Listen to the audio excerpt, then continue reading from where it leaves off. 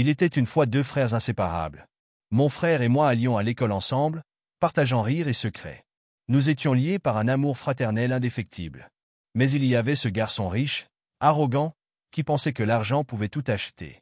Il terrorisait tout le monde, imposant sa volonté par la peur. « Mon père vous fera expulser si vous ne m'obéissez pas », menaçait-il. Ce garçon était craint de tous. Les professeurs fermaient les yeux sur ses agissements, de peur des représailles de ses puissants parents.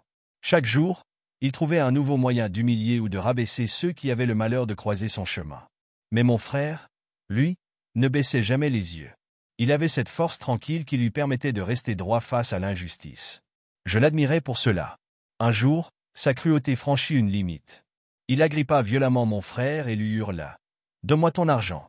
Mon frère, courageux, refusa de céder. « Pour qui tu te prends » répliqua-t-il. Aveuglé par la colère, le garçon riche le poussa violemment sur la chaussée. J'ai vu, impuissant, mon frère se faire percuter par un camion. Ses cris se sont éteints dans un silence glacial. Le temps semblait s'être figé. Les passants s'étaient arrêtés, choqués. Ma mère, alertée, arriva en courant, les yeux emplis d'effroi. Les secours mirent du temps à arriver, trop de temps. Et dans ce laps de temps, mon frère nous avait déjà quittés. Le cauchemar ne s'arrêta pas là. Au tribunal, les parents du garçon ont acheté la justice. Un accident, ont-ils plaidé, et le juge, corrompu, acquiesça. Ma mère et moi avons pleuré toutes les larmes de notre corps tandis qu'il nous adressait un sourire narquois. Ce jour-là, j'ai compris que le monde était injuste, que l'argent pouvait pervertir la vérité. Mais j'ai juré de me relever. Pendant des années, j'ai été hanté par cette scène. Les nuits étaient longues, remplies de cauchemars où je revivais l'accident.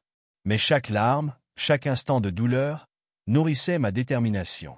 J'ai plongé corps et âme dans mes études de droit, dépassant chaque obstacle avec la mémoire de mon frère comme moteur. Les années ont passé. La douleur est restée gravée en moi, mais elle est devenue ma force. J'ai travaillé sans relâche, dépassant mes limites, jusqu'à devenir juge.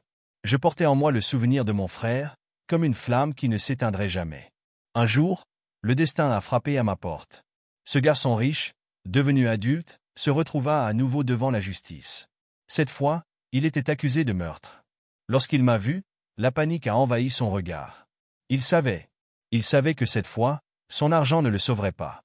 Aucune corruption, aucun mensonge ne pourrait effacer ses crimes. Les preuves étaient accablantes.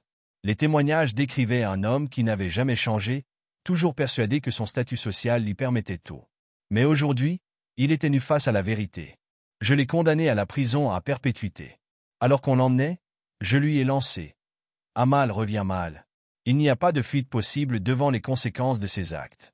La justice finit toujours par triompher, même si elle prend du temps. Le mal que l'on sème finit toujours par nous rattraper. Cette histoire est celle de la résilience, de la justice et de l'amour fraternel qui transcende la douleur.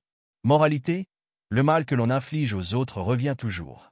La justice, même retardée, finit par triompher. N'oubliez jamais que chaque action a des conséquences.